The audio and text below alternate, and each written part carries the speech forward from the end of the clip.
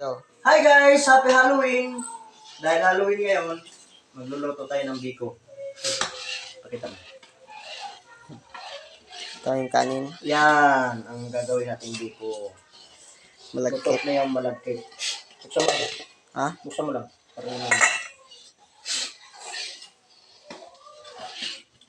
Ganito yan guys. So, hintayin na lang natin lumapot.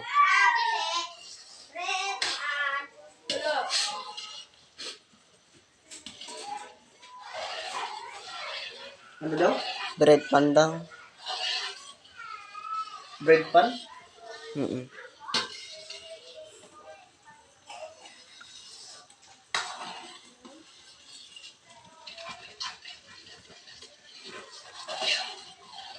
Nakaluto na siya. Yung itlog na lang.